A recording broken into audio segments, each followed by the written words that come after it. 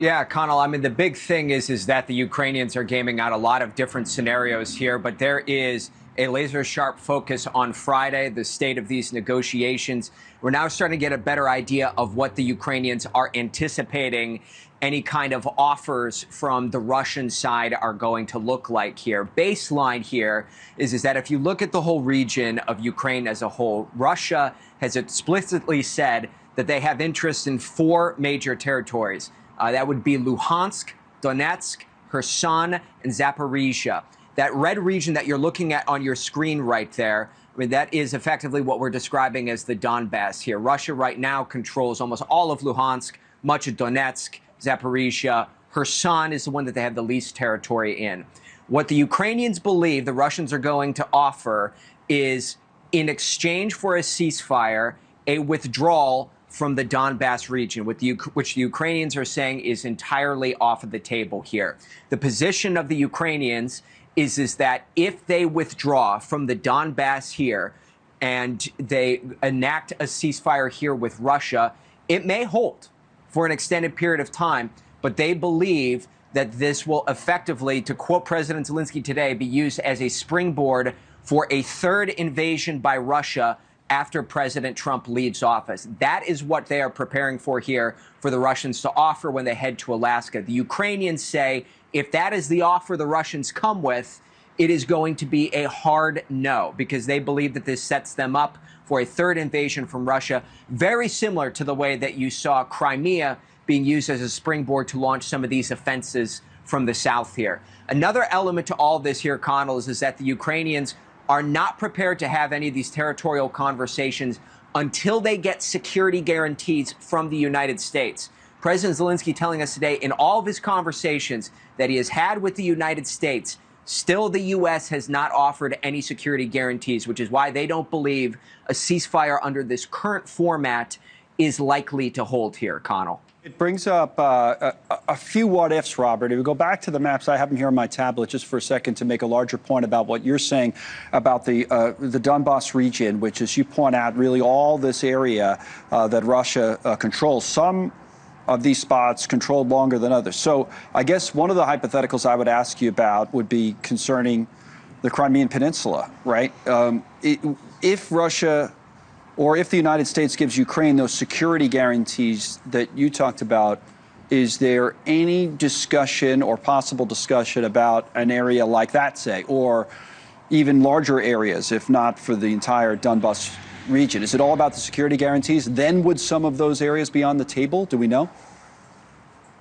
Yeah, I mean, the security guarantees are the big one here. I mean, in terms of Crimea, the Ukrainians aren't speaking too much about Crimea at this juncture here. It's been under Russian control for 11 years. I mean, looking at the demographics in Russia, it is a high ethnicity of Russians living in that area now. So, I mean, the demographic has totally changed in the Crimean Peninsula in the last 11 years. I mean, the big thing that they are anticipating is that Russia will make some of these guarantees, when it comes to their own withdrawals here. What they think that Russia is prepared to offer are withdrawals. If you go back to the map for a moment, from two of those northern regions, Sumy, as well as Kharkiv, in which Russia has very, very small positioning there. This is where the Ukrainian military has been some of its most effective in some of those northern areas. Kharkiv, for example, that is an area that Russia has not explicitly said they want. They have only listed these 4 oblasts, these 4 regions, as what they want. They have not mentioned Kharkiv, but Kharkiv is a military strategic position for Ukraine. It's a major transportation hub. So what they think Russia will offer are withdrawals from Sumy, in which the Ukrainians have actually been going on a counteroffensive in recent days and been liberating some communities, and Kharkiv as well, in exchange for the Ukrainians to pull back from Luhansk, to pull back from Donetsk. That is a deal which the Ukrainians say they will not be accepting, Connell. I guess the next thing I would ask you, Robert, is more broad. So, as I said, today, you were in this briefing with Zelensky, right? It was an in-person briefing with, as I understand it, not a very large group of reporters, some of which you've already reported was on the record in these situations. Some of the comments, I believe, were off the record. But what can you tell us about the general kind of mood, if that's the best way of asking. In other words, this has been some week. Right now we know that Trump and Putin are getting together in Alaska. We know that Zelensky wasn't on the invite list. I mean, what's the feeling, even if it's not a specific comment, that you came away with after the briefing? This is a very tense moment in Ukraine. I mean, I remember watching President Zelensky walking into this room, which it is really a conference room at the end of the day, that we were all seated around, and the president was sitting in the center of the conference table, and he immediately walked in and sat down and got straight to business. There was no nonsense. There were no real pleasantries exchanged. He said, okay, this is the situation that we're in here in the war right now. This is where our troops have been advancing. This is where we've been taking losses. This is where the numbers are. This is what our intelligence suggests is going to be coming. And I think that that's another important point here to underscore is that they are preparing for a tense few days here, Connell. What we have seen here on the ground in Ukraine has been an intensification of strikes carried out on Ukraine. Just a few minutes ago, sirens blared here again in Kyiv.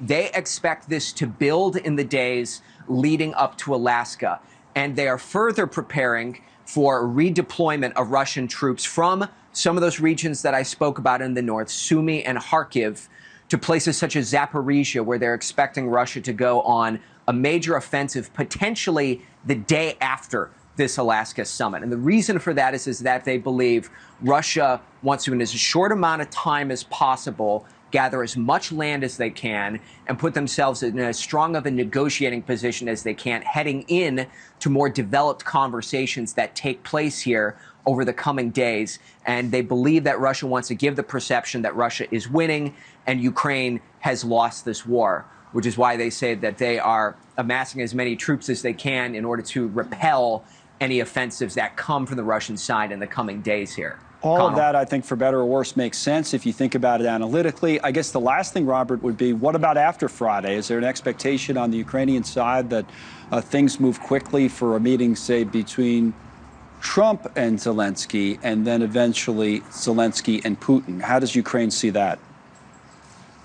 Yeah, I mean, they think that it really all depends exactly how serious Russian President Vladimir Putin is. I mean, President Zelensky used that same word, deceiving. He believes that Russian President Vladimir Putin intends to attempt to deceive President Trump. And the way that that plays out here is that their concern is that Russia is going to go to Alaska to show good face and give the impression of carrying on these negotiations, all the while dragging out the fighting that is taking place in the Donbas. And again, every day that goes by, Russia will attempt to put as many troops into this field as possible, flood the zone as much as possible, particularly in places such as Donetsk, in order to try and push into Ukrainian territory and change the landscape of all of these negotiations here. So Friday is a big wait-and-see kind of moment to see how serious Russia is. You also heard that by that same token from the president as well, is that using his words, he believes that within 2 minutes he's going to know whether the Russians are serious or not. The Ukrainians are going to be waiting for that phone call from the President of the United States as soon as he walks out of that meeting with Russia. Connell. All right. Robert Sherman, again, he's in the room today with Zelensky. It's why it's so valuable to have you there live from Kyiv. Thank you, Robert. Here in our